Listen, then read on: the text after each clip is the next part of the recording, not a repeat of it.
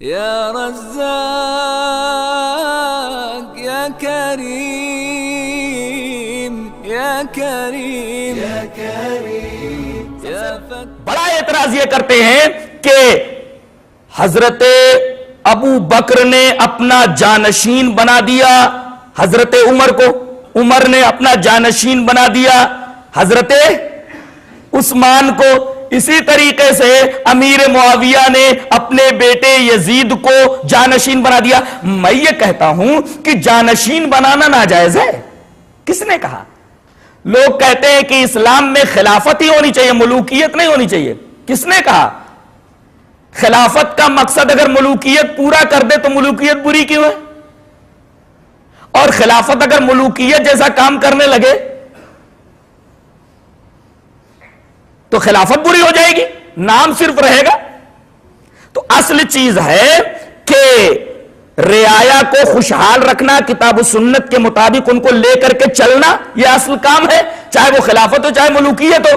ملوکیت حرام اور ناجائز نہیں ہے اسلام میں، اور جانشین مقرر کرنا یہ بھی حرام نہیں ہے، اس لیے کہ آپ دیکھیں کہ یہ کام خود نبی کریم صلی اللہ علیہ وسلم نے فرمایا۔ یہ بہت پیاری حدیث پڑھنے جا رہا ہوں، حدیث اس طرح، وعن عبداللہ رضی اللہ تعالیٰ عنہ قال لما قبض رسول اللہ صلی اللہ علیہ وسلم قالت الانصار منا امیر ومنکم امیر فاتاهم عمر فقال الستم تعلمون ان رسول اللہ صلی اللہ علیہ وسلم قد امر ابا بکر ان يصلي بالناس فأيكم تطيب نفسه ان يتقدم ابا بکر قالوا نعوذ باللہ ان نتقدم ابا بکر رواہ النسائی فی کتاب الامامہ۔ حضرت امام نسائی اس حدیث پاک کو ایسے ہی جہاں امامت کا چیپٹر ہے اس حدیث پاک کو لائیں، راوی حضرت عبداللہ ابن مسعود ہے۔ حدیث دیکھو، حضرت عبداللہ ابن مسعود فرماتے ہیں کہ جب نبی کریم صلی اللہ علیہ وسلم کی جان نکال لی گئی، قالت الانصار، انصاری لوگوں نے کہا منا امیر ومنکم امیر، ایک امیر ہم میں کا ایک امیر تم میں کا، دو امیر ہو جاتے ہیں۔ اتنے میں حضرت عمر آئے، فاتاہم عمر، حضرت عمر آئے اور کہا کہ دو امیروں کا ہونا یہ اختلاف کو باقی رکھے گا، اختلاف کا حل نہیں ہوا، اختلاف باقی رہے گا۔ اس طریقے سے یہ اختلاف کا سولوشن نہیں ہے، اختلاف کا حل نہیں ہوا ہے۔ تو کہا کہ آپ ہی بتا دو، کہا کہ ایک بات بولتا ہوں، دیکھو کتنی اچھی بات بتا رہے ہیں، دو امیر رہیں گے تو مسائل میں اختلاف باقی رہے گا، بلکہ اختلاف حقیقت میں باقی رہے گا۔ تو کہا کہ آپ ہی بتا دیجئے اختلاف کو حل کیسے کریں۔ دیکھو حضرت عمر کیا فرما رہے ہیں، کہتے ایک بات بولوں، بولے الستم تعلمون، کیا تم یہ نہیں جانتے ہو؟ کہا کہ کیا؟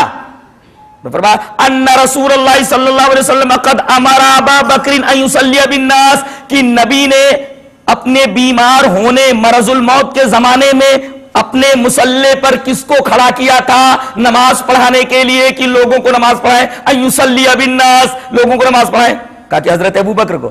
کہا فَأَيُّكُمْ تَطِيبُ نَفْسُهُ أَن يَتَقَدَّمَ أَبَا بَكْرٍ، تو کس کا دل چاہے گا کہ ابو بکر سے آگے بڑھے؟ قالوا، تو تمام صحابہ کرام جو اب تک اختلاف کر رہے تھے اور دو دو امیر بنانے کے چکر میں لگے ہوئے تھے، تمام لوگوں نے کہا نعوذ باللہ ان نتقدم ابا بکر، ہم اللہ کی پناہ چاہتے ہیں کہ ابو بکر سے آگے بڑھیں۔ ارے جس کو نبی نے اپنے حیات میں اپنی زندگی میں بڑا بنا دیا، اس سے آگے کون بڑھے گا؟ نبی نے سب سے بڑی عبادت جو نماز ہے، جو رسول اللہ صلی اللہ علیہ وسلم کو معراج میں دی گئی، اس عبادت کے لیے اپنی حیات ہی میں مصلی پر اگر حضرت ابو بکر کو کھڑا کر دیا تو کون ان سے آگے بڑھے گا؟ لہذا ابو بکر کو خلیفہ بنا دیا جائے۔ اللہ، اس کا مطلب یہ ہوا کہ اختلاف ہوتا تھا، مگر حدیث آ جانے کے بعد چاہے وہ کنایتن ہو چاہے صراحتن ہو، صحابہ کرام حدیث کے اوپر سر جھکا دیتے تھے اور اختلاف کا حل وہی مل جاتا تھا۔ آج بھی لوگ اگر اختلاف کا حل چاہتے ہیں تو قرآن و سنت کے علاوہ ان کو اختلاف کا حل کہیں نہیں ملے گا، لیکن سچ یہ ہے، صحیح یہ ہے کہ وہ حقیقت میں اختلاف باقی رکھنا چاہتے ہیں، اتحاد چاہتے ہی نہیں۔